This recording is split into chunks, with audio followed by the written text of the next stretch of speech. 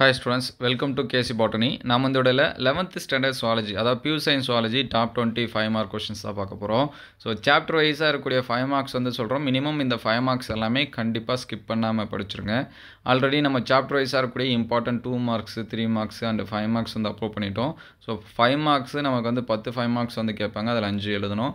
So இதில் இருக்கக்கூடிய 5 மார்க்ஸை skip பண்ணாமல் படிச்சிருங்க. ஒவ்வொரு லெசன்லையும் ஒரு 2 5 மார்க்ஸ் இந்த மாதிரி தான் நமக்கு வந்து கொடுத்துருக்கோம். ஸோ அந்த 2 5 மார்க்ஸும் நீங்கள் வந்து கண்டிப்பாக படிச்சிருங்க. ஸோ இதுலேருந்து நீங்கள் மோஸ்ட்லி 5 5 மார்க்ஸ் கூட ஆன்சர்ஸ் பண்ணலாம். இம்பார்ட்டன்ட் 2 மார்க்ஸ் 3 மார்க்ஸ் வேணும் அப்படின்னா டிஸ்கிரிப்ஷன் லிங்க்கில் தரேன், அதில் நம்ம பிடிஎஃப்மே கொடுத்துருந்தோம், அது எல்லாமே பார்த்துருங்க. ஸோ பாட்னி நம்ம வீடியோஸ் பார்த்து எழுதியிருந்தால் எந்த அளவுக்கு உங்களுக்கு கொஷின்ஸ் வந்துச்சு அப்படிங்கிறத கமெண்ட் பண்ணுங்கள். இதில் ஃபஸ்ட் லெசன் எடுத்துங்க, அதில் பாரம்பரிய வகைப்பாட்டு கருவி அதாவது கிளாசிக்கல் டெக்ஸானமிக்கல் டூல்ஸ்னு இருக்குது, அதை படிச்சிருங்க. அதே ஃபஸ்ட் லெசனில் மூலக்கூறு வகைப்பாட்டு கருவிகள் யாவை மாலிகுலர் டெக்ஸானமிக்கல் டூல்ஸ் அப்படின்னு சொல்லி இருக்கும், அதை வந்து படிச்சிருங்க. அதுக்கடுத்து புக் பேக்கில் ஒரு கொஷின்ஸ் இருக்குது சரிங்களா, அந்த கொஷினும் படிச்சிருங்க.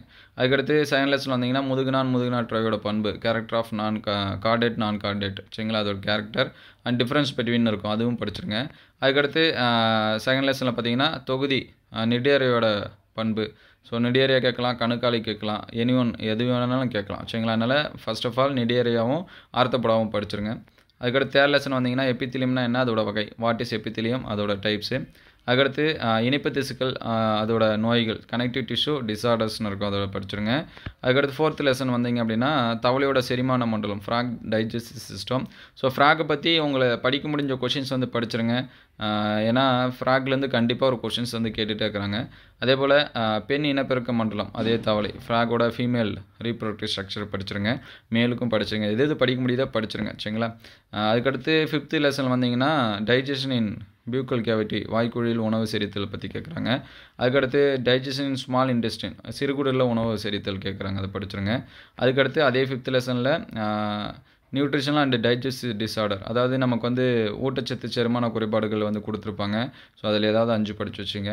அதுக்கடுத்து ஆறாவது லெசன் வந்தீங்கன்னா problems in oxygen transport oxygen கடத்ததில் உள்ள சிக்கல்கள் படிச்சிருங்க. அதே ஆறாவது லெசனில் சுவாசத்திலோட செயல்முறை எக்ஸ்பிளைன் மெக்கானிசம் ஆஃப் ப்ரீத்திங்கு, அதில் வேறுபடுத்துக்க கொஷின் இருக்கும், உட்சுவாசம் வெளி சுவாசம், அதையும் படிச்சிருங்க, இன்ஸ்பிரேஷன் எக்ஸ்பிரேஷன் இருக்கிறது. அதுக்கடுத்து செவன்த் லெசன் வந்தீங்கன்னா heartbeat initiated and controlled இதய துடிப்பு தோன்றல் மற்றும் கட்டுப்படுத்துதல். அதுக்கடுத்து சிபிஆர் நுரையீரல் உயிர்ப்பித்தல் அதாவது இதய நுரையீரல் உயிர்ப்பித்தல் படிச்சிருங்க. எயித் லெசன் வந்தீங்கன்னா நெஃப்ரானோட ஸ்ட்ரக்சரை வந்து எக்ஸ்பிளைன் கொடுத்துருப்பாங்க, அதையும் படிச்சிருங்க சரிங்களா, நெப்ரானின் அமைப்பு விவரி. அதுக்கடுத்து நைன்த் லெசன் வந்தீங்க அப்படின்னா உடற்பயிற்சியோட நன்மைகள் பெனிஃபிட் ஆஃப் ரெகுலர் எக்ஸசைஸு சட்டமண்டலத்தோட பணிகள் ஃபங்க்ஷன்ஸ் ஆஃப் ஸ்கெலட்டல் சிஸ்டம். அதுக்கடுத்து 11வது லெசன் வந்தீங்க அப்படின்னா 10வது லெசனு குச்சி மற்றும் கூம்பு செல் வேறுபாடு difference between cone and rod cell. அதுக்கடுத்து ரெஃப்ராக்டிவ் எரர்ஸ் ஆஃப் ஐ கண்ணின் ஒளிவிலகல் குறைபாடு படிச்சிருங்க. அதுக்கடுத்து 11வது லெசன் வந்தீங்க அப்படின்னா ஹார்மோனோட பணி அதோட நோய்கள்லாம் படிச்சிருங்க, ஹார்மோன்ஸ் பற்றி டீட்டெயிலாக படிச்சிருங்க. அதுக்கடுத்து 12வது லெசனில் ரொம்ப முக்கியம் எக்கனாமிக் இம்பார்ட்டன்ஸு பொருளாதார முக்கியத்துவம் படுத்தி கொடுத்துருப்பாங்க, அதாவது நமக்கு வந்து 13 இருக்கும். ஸோ அதை வந்து பார்த்துருங்க. பட்டுப்புழு வாழ்க்கை சுழற்சி அதுவும் 13வது லெசன்ஸில் இருக்கும். அதுக்கடுத்து எம்ஒஐடி இனப்பெருக்கத்தை மேற்கொள்ள தொழில்நுட்பம் சரிங்களா, அதுவும் இருக்கும், அதை படிச்சிருங்க. செயற்கை முறை விந்தூட்டத்தின் நன்மை, ஸோ இதெல்லாமே பார்த்துருங்க.